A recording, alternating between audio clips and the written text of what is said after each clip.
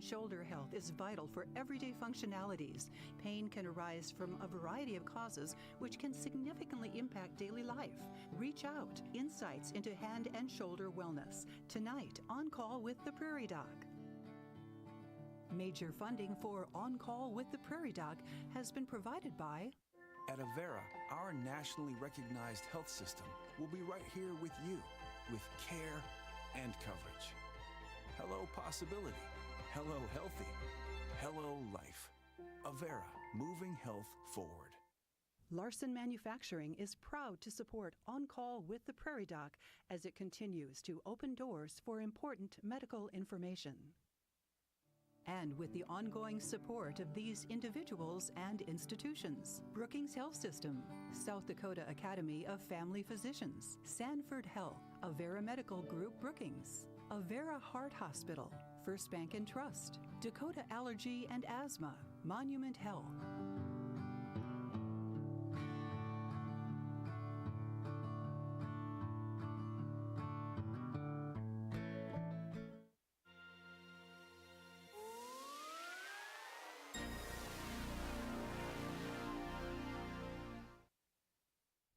Good evening and welcome to On Call with the Prairie Doc. I'm Dr. Andrew Ellsworth, your volunteer Prairie Doc for this evening's program. Tonight we are discussing hand, wrist, elbow, and shoulder injuries and answering your questions throughout the show. Hand and shoulder issues are common musculoskeletal problems, from repetitive strain injuries like carpal tunnel syndrome and tendinitis to shoulder impingement and rotator cuff injuries. These conditions can significantly impact your daily activities and overall quality of life.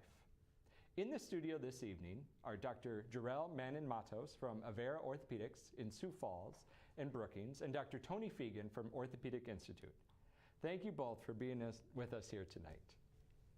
Dr. Manon, could you please share a little bit about yourself and your background? Yes, well, I was born in Puerto Rico. I grew up outside Philadelphia, and I moved to South Dakota after growing up out east. That's where I did my training. Did my undergrad at Princeton, my med school at Dartmouth, my residency at Tufts, and I did my fellowship training at the University of Louisville in Kentucky. And then I moved here in 2010. I was previously in practice in Dakota Dunes, and I've been with Avera over the last couple of years. Yeah. So you're newer to the Sioux Falls and Brookings area, but you're well familiar with South Dakota, and you knew what you were getting into. Yes, yes. You must like it around here. I like South Dakota. It really, it's a good fit for me, and I love the state. I love the values and the people, and it's a good match for me. We love having you, and he comes from Sioux Falls on outreach and shares the hallway with me most Wednesdays, and so it's a pleasure working with you. Every week. Yeah. So share what you do in your practice. Yeah, so we treat all ages from 6 months to 106, okay, from all aspects of hand surgery, whether it's injury or degenerative problems such as nerve problems or tendon problems, fractures, a lot of arthritis, anything that has to do elbow to fingertip. It's what we treat.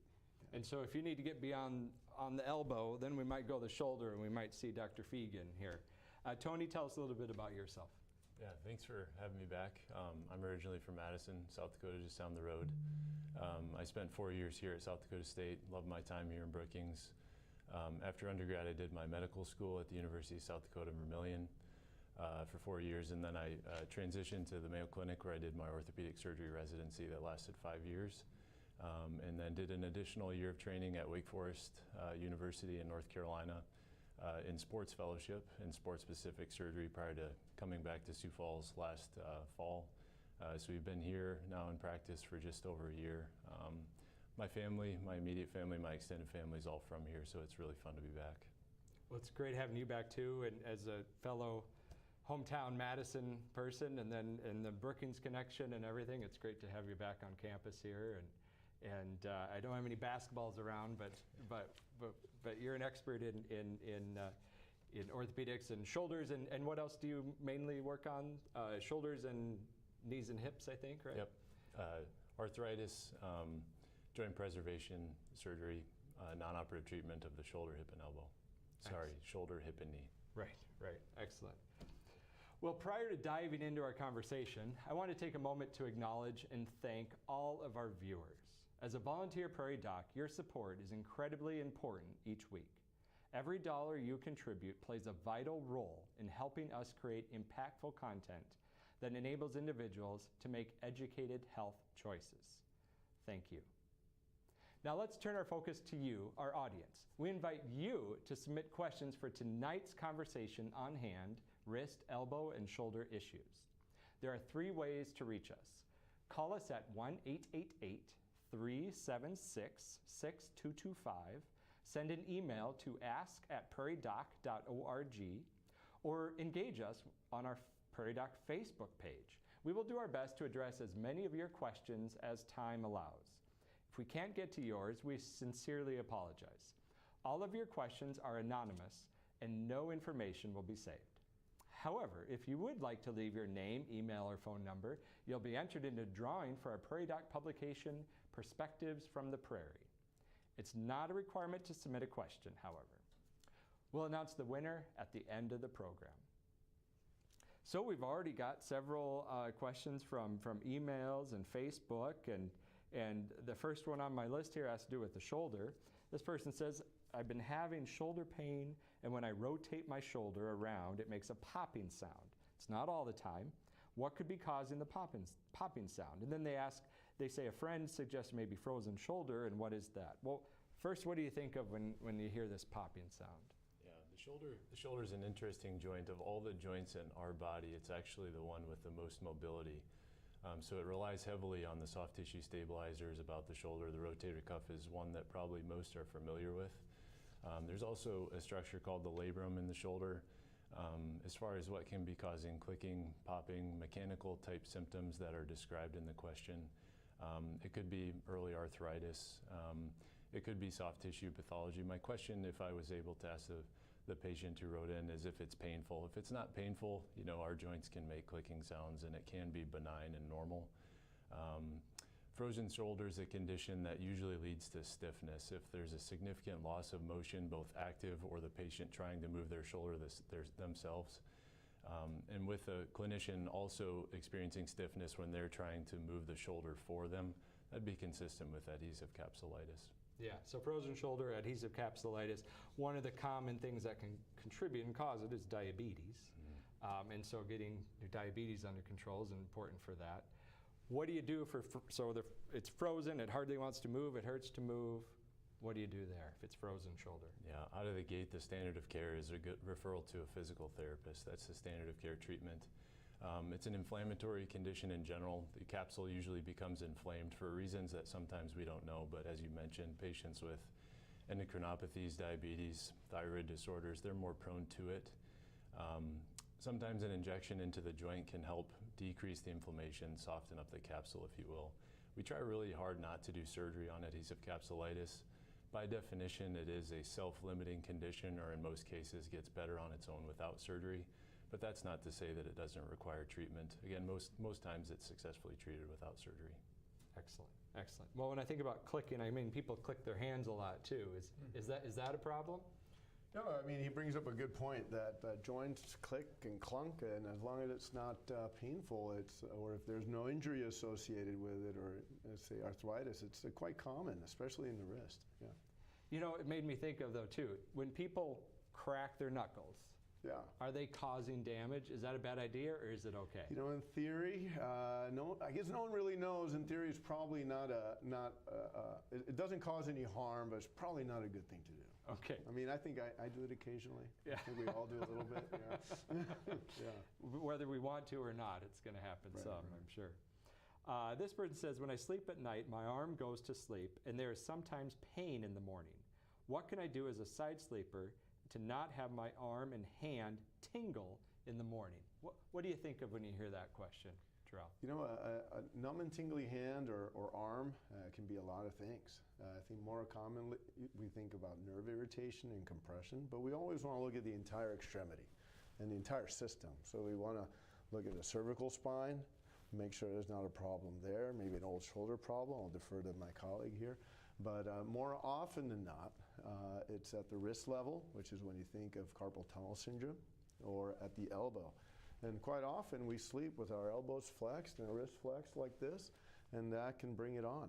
And that really points to either the elbow or the wrist. And if it's at the elbow, that's when you think of ulnar nerve problems or cubital tunnel syndrome, and that's when you think of maybe a numb small finger or pinky. And the other fingers, if they go numb, then that's when you think of carpal tunnel. But again, you got to look at the entire extremity. Yeah. Yeah. And so, yeah, carpal tunnel, that median nerve is getting pinched at the wrist, That's right. and it's affecting mainly the thumb and those two, the pointer finger and the middle finger. Correct. Yeah. Numbness, tingling. What's the first line treatment for that? You know, first line treatment is often just a brace they use at nighttime. And if it's a numb pinky, maybe a brace for your elbow to try to keep it extended. I would say half the patients tolerate it. Usually they might take it off during sleep.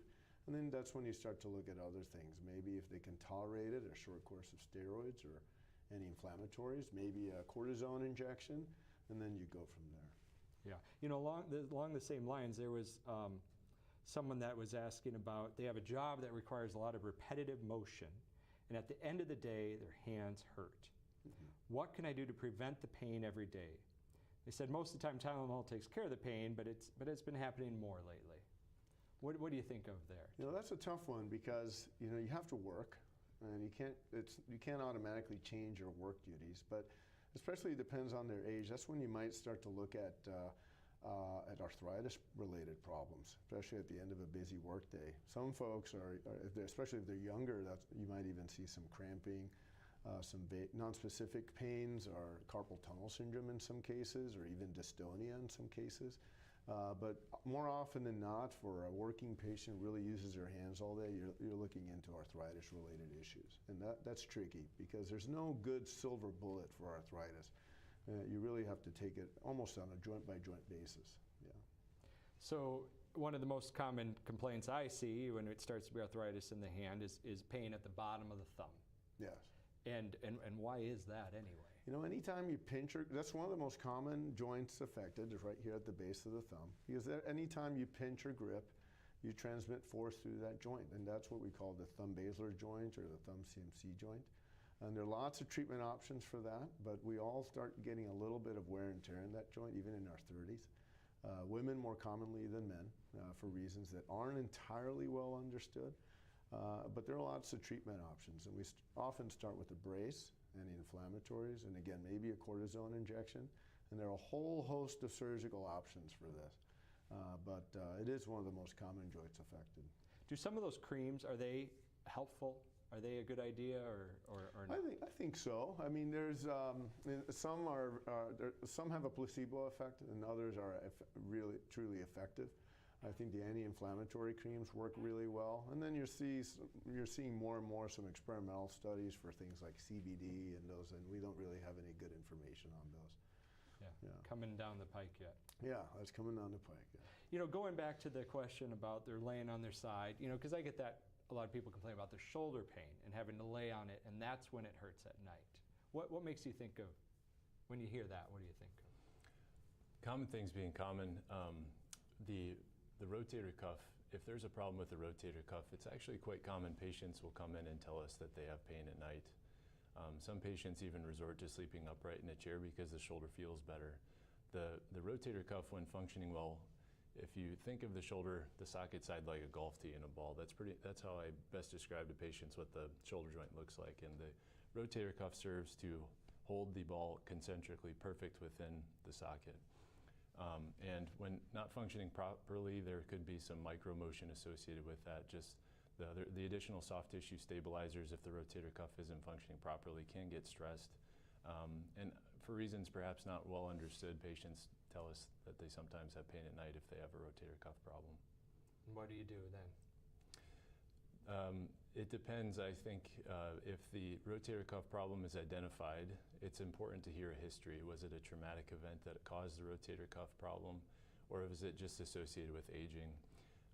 We're more prone to recommending surgery in the setting of traumatic rotator cuff injuries.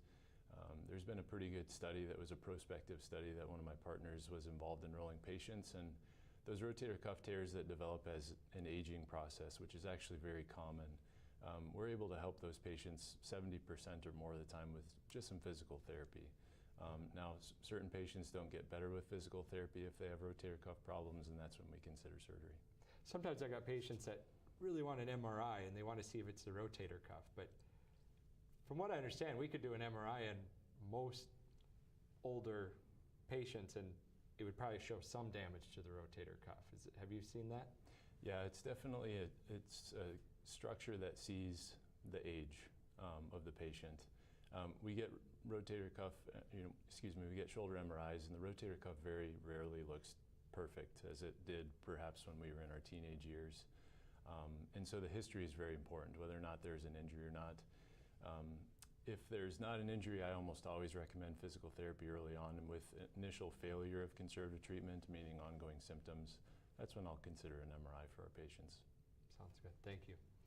Well, relief from nerve pain and discomfort is now more, more accessible, offering patients a wider array of options for finding relief. Prairie Doc recently discussed an endoscopic, minimally invasive procedure for carpal tunnel syndrome with Avera. Working 37 years as an electrician, Greg Horn knows how vital his hands are to his work. It's not even just job, just everything in life, just to do. Yeah, what makes your living is the hands, I guess. But for the last decade, there's been a little more electrical tingling on the job. And we're not talking about the wires. So Greg came in, as a lot of patients do, with numbness and tingling in the hand. Just like your hand falls asleep or whatever, tingling in the fingers and that kind of stuff. We diagnosed him based on exam, and also we get a nerve study that shows that he did have carpal tunnel syndrome. And so we talked about the options of treatment. They did mention a shot, and that would only be last for so long and so many times. And so we talked about surgery. Patients now have a broader selection of choice for their surgical repair. There's the traditional surgery, a wide-awake option in the clinic, or a third minimally invasive procedure. One of the options we have is an endoscopic approach, and that's what I prefer. And the nice thing about that is, instead of, the carpal tunnel really goes from the palm here, really up to the wrist area. And so back in the day when we started doing these, before my time, we used to have big incisions that would go all along the wrist. Patients would need a long time to recover, and they would even be immobilized in some cases, so you get stiff and things like that. Now we can do it endoscopic, which again is my preferred technique, where you have a small incision here at the wrist, and through that, with a special instrument and a camera, we can actually release all the way down and all the way up here. So we'll release that same entire area of the carpal tunnel that's putting pressure on the nerve, but we can do it through that small incision. The nice thing about that is, smaller incision, less pain, quicker recovery. I've had patients who are generally very happy with that approach. One of those patients is Greg, who is wishing he would have listened to his body a little sooner. I wouldn't put it off too long. I work with a lot of different guys that have had the issues over the years, and it seems like the sooner you catch it, the better those people have return. I would say as soon as you think you have it, start seeing somebody about it. So. In terms of surgical care for carpal tunnel pain, there's no right or wrong choice. It's just another tool for surgeons to tailor care around each patient. Depending on the exact pathology and whether they've had previous surgery and kind of their expectations and what they'd like to get back to, we do tailor it quite a bit. So I think it's just, it becomes, after the general points, it really becomes a discussion with each individual. With a smaller scar on the wrist, rather than the palm, Greg is ready to get back fully to life, just 2 weeks after surgery. Good, very good. Yep, I know, no sleepless nights and stuff, so it worked out good.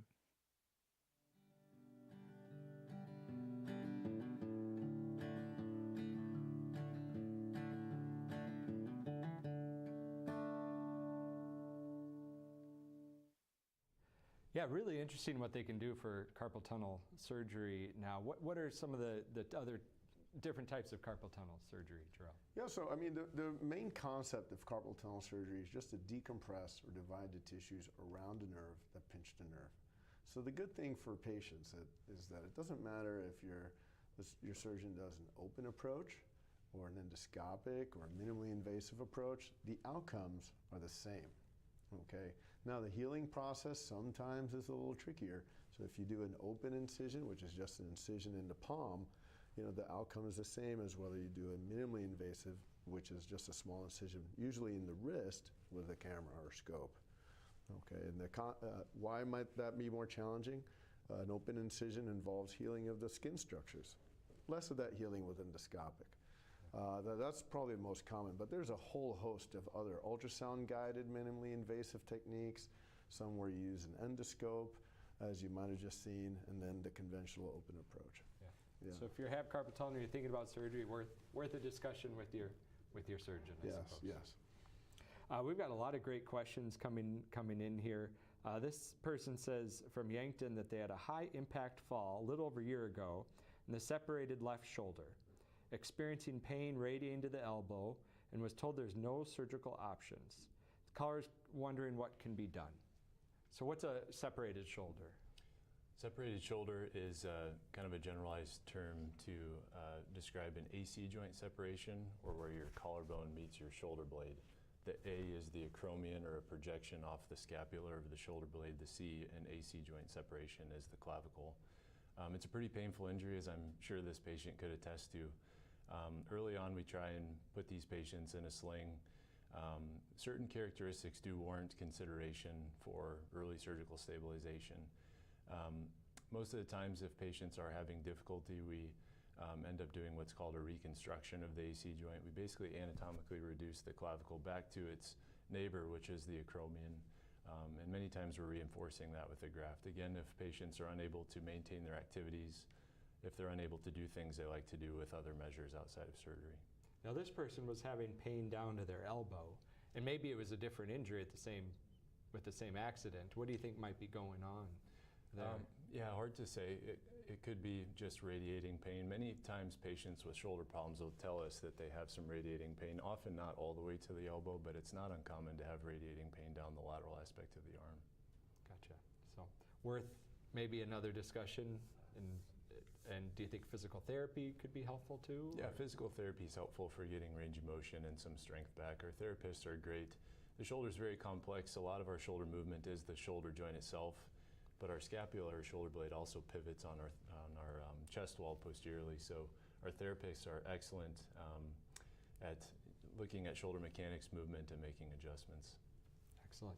Might be going back to carpal tunnel here. This caller from Sioux Falls says about 2 to 4 years ago they fell off their bike, went to the ER, and the patient now up with hand and arm numbness, and was told it was carpal tunnel, but the patient was wondering if a pinched nerve could be cause of the numbness. Yeah, so that's an interesting one because numbness in the hand after an injury can be attributable to lots of different things. Sometimes you can have carpal tunnel syndrome or any other nerve pinched in your throughout your neck to the hand that now has been flared up or exacerbated by the fall. Other times you can fall and actually bruise the nerve and have what's called a neuropraxia, and now you can develop a carpal tunnel type syndrome. Other times the injury can be so bad that it actually causes in an acute setting nerve compression or irritation, and that's in an acute setting. So that really would warrant evaluation of what was really the mechanism, what happened, what's the timeline. But it's worth a workup to look at, again, the entire system from neck to fingertip. And so now they can do a nerve conduction study and to help determine how the nerves are and sometimes where they're pinched. Tell us about that and how that helps. Yeah, I find those studies extremely helpful to give me an idea of how the nerve is functioning and working at different levels, and if there is nerve irritation, to what extent, how severe it is. It's not an absolute requirement in making the decision or making a diagnosis or treatment, but it certainly provides a lot of useful information. This person says their son is 12 and has been complaining about shoulder hurting. He has not fallen and has no bruising. He is active. Can you have growing pains in your shoulders? So 12-year-old. Yeah, you certainly can have growing pains. If the patient's a year-round athlete, it could be overuse. It could be a multitude of things. Many times, x-rays are helpful if it's a true overuse injury. We can see changes that are subtle but are based at the growth plate, abnormal separation of a portion of a growth plate. It's actually pretty common in our overhead throwers, baseball players, pitchers primarily, overuse injuries, but it certainly could be chalked up to growing pains. So reasonable seeing someone about it and seeing if we need to back off or... Yeah, absolutely. Yeah, sounds good. This caller says they're diagnosed with radial nerve palsy and asking about treatment. We're talking back to the nerves again. Back to the nerves. So, that's a very tricky one, because the radial nerve palsy can mean a nerve anywhere along the path of a nerve, from its origin at the cervical spine to the brachial plexus to the upper arm by the humerus, even at the forearm. So very important to do a proper exam, really understand the injury mechanism, what radial nerve palsy means. And it's not always an injury. You can have some rheumatoid arthritis, or even tumors are associated with it. You really have to understand the mechanism. But it can be a complicated problem. Yeah. And so often we start with treatment with just therapy for these folks to try to stimulate the nerve. There are surgical options, but it can get pretty complex pretty quickly. Yeah. This person says they took an archery class this summer, and the next morning their fingers were numb. Most of the feeling has returned, but the tip of the middle finger still feels off. They asked, "Am I doomed?" So that tip of that middle finger is still numb. You can still use a crossbow. No, Yeah. no. I think that's a tough one because it could be again, which hand was it and how were you holding it? I would say that's that type of focal problem. It'd probably give some time to see if it can resolve on its own. It's amazing how nerves can regenerate and yeah, there is a regrowth factor and recovery issue there. That's true. Yeah. This bird says from an email, my son broke his clavicle playing football last season and sometimes it's still sore. What can he do to make it feel better after practices? Good question. First question would be whether or not this was treated surgically. If it was treated surgically, sometimes our implants, especially in our young teenage population, the implants are proud. It's a discussion I have with my patients. If we fix your clavicle fracture, everybody can touch their collarbone. It's subcutaneous in nature, and so there's a chance up to 30% of the time we have to do a secondary surgery to take implants out. If it was treated non-operatively, there's obviously no hardware there. It could be, going back to a change in shoulder mechanics that's amenable to some physical therapy. It could be ongoing remodeling of the fracture. However, how long ago was the fracture? It looks like last season. Yeah. So the fracture is likely completely remodeled, hopefully healed. If there hasn't been any follow-up x-rays to ensure radiographic healing, that could be an important consideration. Very good. This person from Sioux Falls asked, they broke both elbows at the same time 3 years ago. Wondering what's the timeline for regaining strength, as the call reports not having much strength in the hands even after 3 years now. So they broke both elbows. Those hands are still pretty weak, it sounds like. That's a difficult injury. Definitely the type of injury where we collaborate with our partners on. Again, it depends on the type of fracture, the type of injury. Sometimes you can have associated nerve injuries with this, but we also have to figure out what they mean because elbows get stiff, and then that can really impact your range of motion, your strength and recovery. So. That again, I would recommend getting a formal evaluation for that, and sometimes you have to have a very realistic discussion as to how much function will actually return after significant elbow injuries. Right. And I think maybe it's a reminder of the importance of early physical therapy after an injury. Yes. Because it can be tempting to broke something and it hurts a little bit and you don't want to move it. And I'm sure you see this in any joint. Mm-hmm. We've got to try to get them moving again. I know when you come visit us in Brookings, we've got the physical therapist right there with you, seeing every single patient. Because why? Yeah, we're lucky because we have the hand therapist in our clinic, and because especially for hands, early active motion is critical.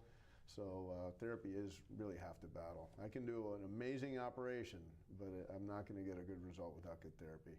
Yeah. But on the flip side, I think of a shoulder surgery and you putting someone in a sling for 6 weeks without moving it, boy, how do they get their motion back? Obviously fit therapy, but yeah, I tell each and every one of my patients that if we repair your rotator cuff, stiffness postoperatively during the healing phase is an expectation. Hopefully that helps with a little bit of the mental aspect of the recovery. But certainly to your point, to Yorell's point, I mean, without a good physical therapy routine with a good treating physical therapist, many of our surgical outcomes would be far inferior to those where we're able to collaborate with our therapists. This person from Facebook says, the muscles in my neck and shoulder are always tight from probably sitting all day at the desk, and sometimes this causes pain from my shoulder to my elbow. What can I do about this? That's kind of a complex question. It could be shoulder itself, and going back to kind of the shoulder mechanics, it could be just the stress of the surrounding shoulder stabilizers compensating for other structures that aren't functioning properly or injured. It could also be an organic cervical spine type of presentation. All the nerves that innervate our upper extremities, our shoulder included, actually come from our cervical spine, from our cervical nerve root. So sometimes patients come to us with shoulder pain and we later find out it's radicular in nature or a referred pain from something upstream. That's why orthopedics is really fun. If you really get down and ask questions and do a good physical examination, a lot of times you can pick up on those things. And I might add that this person says they're sitting at their desk all day, and there's a prime example where maybe we weren't made to do that, and or ergonomics. Maybe they need to change the level of their chair or their desk, or even stand for a period of the day with a standing desk can help. Oh yeah. To work those muscles and so that they're not No, I would losing it. I would absolutely agree. That's critical for treating hand problems, especially we treat a lot of working injuries, and ergonomics I think are crucial. Yeah. You think of some people that they get their numbness in their ulnar nerve, which comes from getting pinched at the elbow, but they've been resting their elbow on a hard surface all day. That's right, at their desk, and so if we can if they're loosen driving that a truck and they put pressure on the elbow or keep making their elbow hyperflexed, that's absolutely right. Absolutely. Well, Dupuytren's contracture is a genetic condition which causes permanent bending of the fingers. It occurs due to the thickening and shortening of fibrous tissue in the hand called palmar fascia. Prairie Doc spoke with orthopedic surgeon Joshua Mike with Orthopedic Institute in T about this condition. So I'd say there's two kind of variations of patients that present to me.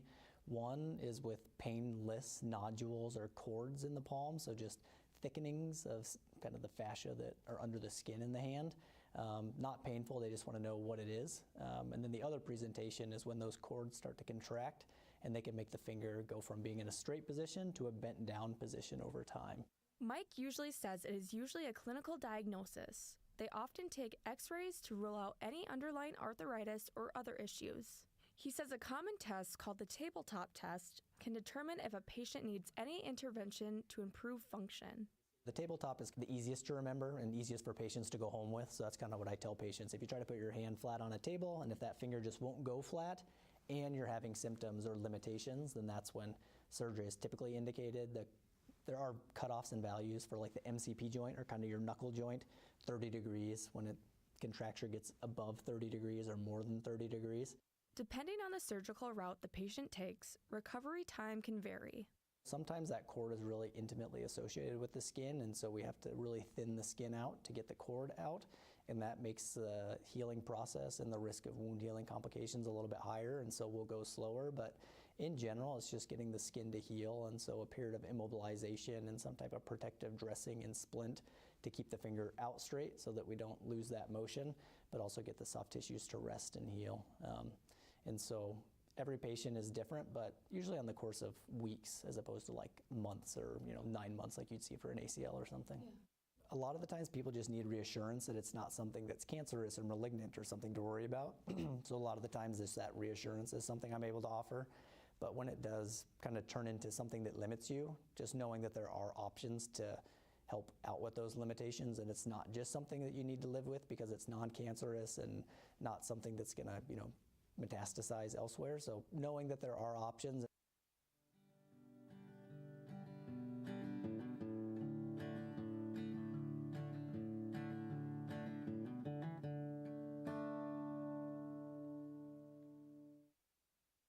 Yeah, Dupuytren's is an interesting one since in the upper Midwest here we have more Germans and Norwegians and Northern Europeans of descent, and it's a little bit more common in that group of people genetically. Now anyone can get it, but sometimes people confuse that with trigger finger. And we do have a couple of questions about trigger finger, and if you can explain the difference for us. This says the caller has problems with trigger finger and a procedure was recommended. She thinks she's getting another finger. Is wondering if there's any other treatment options. So what's trigger finger, and what's the difference between that and Dupuytren's? So firstly, Dupuytren's, with the prominence that you see in the palm, that's not your tendon. That is an overgrowth of that deep tissue in the palm, the fascia, that gives the palm that toughness. Trigger finger is, think of it as a tendonitis, I think, is a good way to think of it. You know, the tendon that curls a finger, or the flexor tendon, travels through a tunnel or a sheath of tissue, and then it can get inflamed and caught up in that sheath, usually in the palm. That's effectively always there. The tissue around the tendon, the pulley, gets thick and then pinches the cord of the tendon. And so then it manifests as a rough motion, or sometimes even just a locking of the finger. And sometimes you can even have pain. It's one of the few problems in hand surgery where you can have referred pain to the joint. So folks will come in and say, you know, either my finger locks up, or I get a lot of pain here, or I press on my palm and it hurts. Well, that's a trigger finger. It's a real misnomer, but Yeah. that's Is surgery the only option?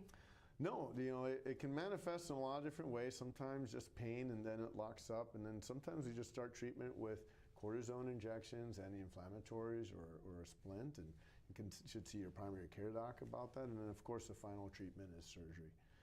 And surgery is fairly straightforward. You can be awake when we do it, or sometimes under light sedation, and then you go home the same day. It's fairly straightforward recovery. Yeah. Just to follow up on that, this caller from Mitchell asked about suffering from trigger finger for 3 years and asked about treatment, which we covered. And then they said, what is the expected recovery? I would say most folks recover, well, let me clarify. It's normal to have a little bit of swelling and discomfort, but usually by the time your stitches are out, which is within 2 weeks at the most, most folks start getting back to normal activity.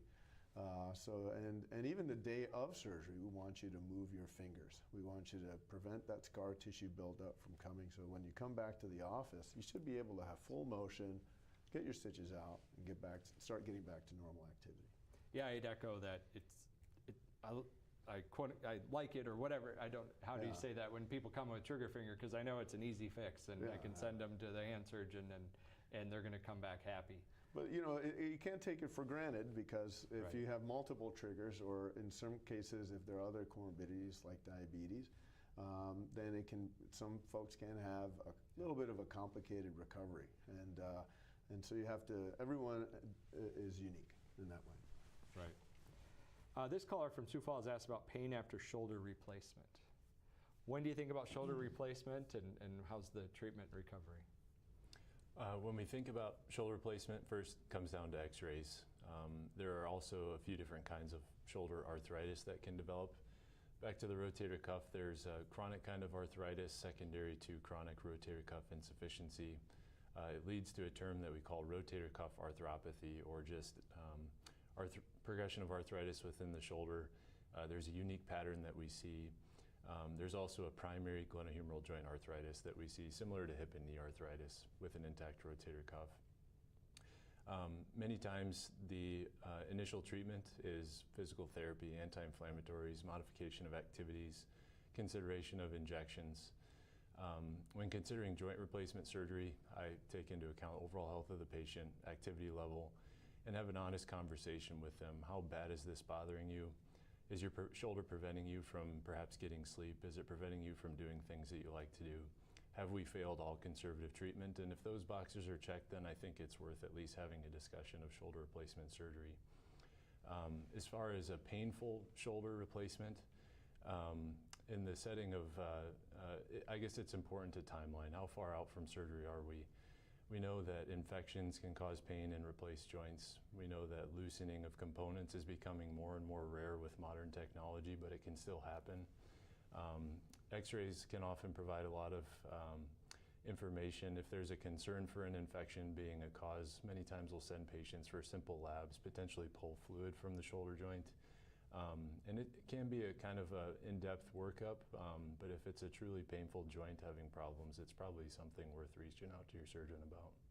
And so in the end, their question was how much, how painful is it afterwards? Because I think about, a knee or hip replacement.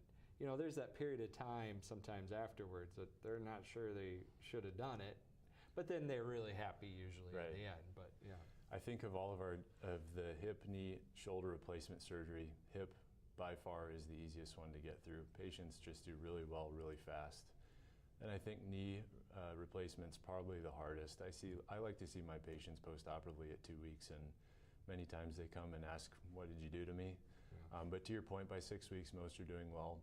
The shoulder is very unique in that I work with very good anesthesiologists. There are really good anesthesiologists at all facilities.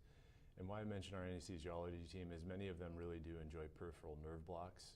And that's really helpful with the perioperative pain control aspect. Many patients in my practice come and go on the same day as a shoulder replacement surgery. It does depend on medical comorbidities, age, et cetera. But the shoulder replacements a lot of times do get a nerve block. It takes away pain for 2 or 3 days when they would be in the acute phase of pain where their pain would be the worst. And then most people get by with narcotic pain medication for 7 to 10 days. I'm glad you brought up the anesthesia part of it too, and how we've got great experts around here, anesthesiologists. That's all they do is pain management and help with the perioperative period and get people to sleep and comfortable for surgery. And we've got a Prairie Doc show dedicated to anesthesia this year that I don't know if we've ever done a show dedicated to that before. So we'll be watching for that later this year. Excellent. This person says, can the doctor talk about how to help with arthritis of the hand? I was diagnosed with it recently. I'm not having any luck with it feeling better. What would you say to that? That's a tricky one because arthritis of the hand, it could be lots of different types. But if we're talking about good old osteoarthritis, that can affect multiple joints. And they're really there's no real silver bullet that can just make it go away. And that's what we all want. And so you really have to focus treatment joint by joint, especially the more invasive you get, especially as you approach surgery. So your best bet is to start treatment with your primary care doctor. If it is something atypical, we can get a rheumatologist involved, and then we approach really just joint by joint. And so that means that if it's at the base of the thumb, we look at surgical options. There are joint replacement options as well for the wrist and some of the smaller joints that we have to discuss on a patient-by-patient basis. There are plenty of options, but you really want it to be really dedicated to your needs, really. We touched on some of those creams that people use, and the hands are a nice option for those sometimes. Right. And some are over the counter. What are some of the more effective ones that you'd recommend? Well, they vary highly, but a common one that a lot of patients seem to like is Voltaren gel, for example, and that seems to be a good one. It's tough to use in the winter when you have to wear gloves and be outside, and then your hands get stiff. But that's probably the most common one, I would think. Yeah. Speaking of, this patient had asked about that. This person said from Facebook, I'm in my 50s. When it gets cold, my hands hurt. Is this something I need to have looked at besides gloves? What else can I do? Pain and cold temperature, I think there's certainly an association with the environment, the climate, and arthritis. I don't know why. It's been looked at, whether it's the barometric pressure or whether it's going to rain or snow or and it's cold. And I don't think it's well understood. I think for that, really just look at comfortable type of remedies, heated gloves, different types of warm gloves. But arthritis and cold is a tough one. You will feel some patients describe a lot of stiffness, a lot of pain, and it's somewhat global and non-specific. And really the approach is just try to keep them warm. Right. It's just tough. But the good thing about hands is that they're meant to be used and they're meant to be moved. So the worst thing you can do is to stop using them. So keep using them. It's Get out there and shovel. It's okay. As with any joint motion, any joint motion Yeah. is the lotion. Gotta keep right? it moving. That's You know, on the medical side of things, I also think about Raynaud's, where the tips of the fingers or the hand or the fingers can turn kind of whitish. Yeah. And that can be an autoimmune condition, and it can be mild, and we don't need to do anything. But sometimes we'll use creams that help with the blood supply, and sometimes even medication pills that can help with the blood supply and help treat that. So obviously wearing gloves and such, keeping it warm and moving it can be helpful, but it's worth a discussion with your doctor about what's going on. Is this an arthritis thing, or is there something else going on? Raynaud's is, as you know, the vasospastic problem. So the small blood vessels constrict, and then your fingers change colors and get cold, and and that can happen along with arthritis, different types of arthritis. That's right. Yeah. This is an interesting question from a Facebook viewer. With the rise in year-round youth sports, are the doctors seeing more youth injuries? Do you feel like that's been more of a problem? I think certain sports just render our patients more at risk for injuries. You think of the contact sports, football, basketball, you know, teenage female soccer players are at risk for certain knee injuries. I'm always in favor of movement and participation and being around your friends playing sports. We did talk about overuse injury in the shoulder, overhead throwers.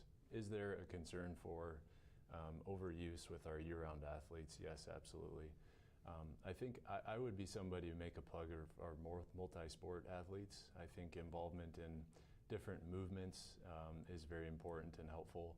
You know, if you want to play college basketball, I think there's a certain level of toughness you can gain from doing things like football. To answer the question simply, I think that there is probably a component of kids are more active nowadays, more prone to injuries. Yeah. I'll even put up a plug for youth to be in sports and music. Absolutely. and academics. Yeah. So, yeah, it's all important, isn't it? Absolutely. This person from Rapid City caller says, why do their fingers and toes cramp? Oof, Cramps. That's a tough one. That's a tough one. You know, and I'll jump in and save the surgeon that there could be a medical issue too. We'd want to check electrolytes and see how the sodium level is, and if we're getting, it might not just be a salt issue, but you know, or maybe we're drinking too much water, or there's so many things that cause cramping, and then sometimes it can be a blood supply issue. And we want to check that, but I don't know when someone comes in complaining of hand cramps. What do you? Yeah, well, I would add fun fact: Dupuytren's can affect the feet. You tend to not have contractures. We call it lederhosen, ironically. You know, but in the hands, when you think of cramping, and that's when you look at systemic problems. Okay, is there a blood flow issue? Sometimes if they're younger and they might get dystonia. You have to look for cerebrovascular problems like stroke. I mean, it's really a whole host of things. But carpal tunnel syndrome can sometimes present with nonspecific pain and cramping. So that's number one to look at, amongst the others. Yeah. Excellent. Going back on Dupuytren's, this caller from Ethan, South Dakota, asked about Dupuytren's contracture and treatments to lessen the effects or physical therapy actions to take. Would wearing a finger splint at night help? You know, that's a tough one because, you know, you're going to have to wear that splint all the time. And then you don't want to lose motion. And again, it's just a thickened cord within the soft tissue. So you may not get the yield out of that treatment that you really want. You know. Yeah. We didn't touch on it, but you know, there's surgery to fix it, but there's also that injection. That's right. So in certain patients, there is a good clear criteria where you can do an enzyme injection. And in fact, it's called Xiaflex or collagenase. And it's something that's produced, that we harvest, that's a company makes from bacteria, okay, Clostridium. And then we harvest that enzyme, or the company does, and then we inject it into the cord. And then we do that in the office. And then later on, we manipulate the cord. So it saves you an operation. And it just melts away, doesn't it? Well, you know, it doesn't take the tissue out, so you might still have some lumpiness, but it sort of ruptures the cord. And in some practices, different parts of the country, you might see that as a predominant treatment. Here we do that. I think all centers in Sioux Falls actually do that, and I think it's a really good option. This person said their shoulder popped out of socket and was fixed a month ago. It's still very sore. When will it start feeling better? I'm assuming anterior shoulder dislocation. That results in, especially in young contact athletes, after a first-time shoulder dislocation, we do recommend surgery. Just a month out, not uncommon, like we talked about with rotator cuff surgery, the shoulder is going to be stiff. We actually purposely stiffen the shoulder a little bit in the setting of shoulder instability, especially in our contact athletes. All the press is around the labrum. The labrum is a cartilage ring around the socket or the golf tee portion that we touched on earlier. When the shoulder comes out the front, the labrum almost always tears. And so we repair that. There are capsular attachments or the balloon around our shoulder. They're basically capsular thickening that are these ligaments that have labral attachments. So inherently by repairing the labrum, we often we'll repair it in an anatomic position. It does end up tightening up the shoulder. My assumption is probably some tightness we know tightness is painful. And so I definitely wouldn't panic at 4 weeks post-operatively. Excellent. So both of you, this was not your first time on Prairie Doc. So I really appreciate you coming back, and you must like it a little bit or you wouldn't be back. So I really appreciate sharing your wisdom today. In the final, each of you maybe 1 minute, what do you like most about what you do? Gosh, I really like the technical aspects the most, I have to say that. And then I do like to listen to my patients' stories, because I treat all ages, and they're just fascinating. What they do for their lives and how they use their hands. And then sometimes, remember I grew up in the East Coast, and I've lived here for a long time, more than 10 years, but sometimes I learn something new every single time. And that's probably the most exciting part. Yeah. And even in a little short answer from you, Tony, too. What do you find most rewarding? Yeah, I really, really enjoy taking care of young athletes. I was a young athlete once. Injuries in our athletes are devastating. It's sometimes really hard. It's always hard to deliver news to athletes. You're going to be out of sport for a while with injuries. But been doing this for a year now. It's fun to see kids that I've taken care of last fall back on the sideline. It's super rewarding. They're very motivated individuals. It's very inspiring to me to see these kids. And they put their head down. It's not ideal, but they put their head down, recover, and get back to it. It shows a great deal of toughness, and it absolutely, in my opinion, serves them well for their future. Life's not easy sometimes, but they've been through something tough and recovered. It's cool to see. Excellent, excellent. Well, our winner tonight is Shelley. A book will be sent to you shortly. We'll be back after this. Hi, my name is Preston Holm. I serve on the Healing Words Foundation Board, the nonprofit that runs Prairie Doc programming. Our mission is to enhance health and diminish suffering by communicating useful, science-based information respectfully and compassionately. Your donation supporting Prairie Doc programming makes an extraordinary difference. Gifts of any size enhance its impact in our state and beyond. Thank you for your generosity. Have you subscribed to the Prairie Doc radio podcast yet? Join host Laura Ellsworth each week as she engages with health professionals to explore and answer your questions on vital medical topics that matter to you. Don't miss out. Search for Prairie Doc on Apple Podcasts, Spotify, SoundCloud, or your favorite podcast platform today. As we finish up this evening's discussion, I want to thank Dr. Manon-Matos and Dr. Fiegen for sharing their expertise with our viewers. And a thank you to all of our viewers for tuning in tonight. We appreciate your continued viewership and support of our mission of providing science-based health education to everyone. Don't forget to follow us on Facebook, Instagram, YouTube, and TikTok for more information and updates. If you missed sending in a question tonight or it didn't align with our topic, send your question to ask@prairiedoc.org to be answered on our weekly radio program, Prairie Doc Radio, Sundays at 6 a.m. and 1 p.m. on South Dakota Public Radio and on podcasts. And be sure to download and subscribe to the podcast version of this show and Prairie Doc Radio wherever podcasts can be found. Thank you for joining us for another On Call with the Prairie Doc. Until next time, as our founder, Dr. Holm would say, stay healthy out there, people.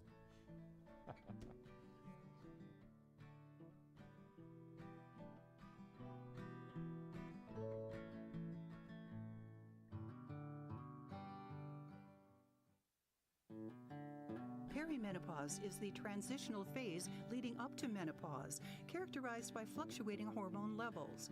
Understanding perimenopause, next time on Call with the Prairie Doc.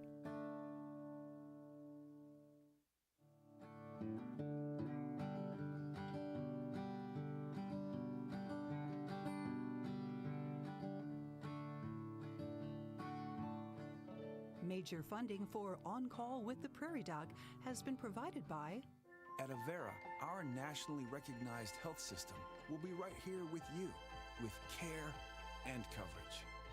Hello possibility. Hello healthy. Hello life. Avera, moving health forward.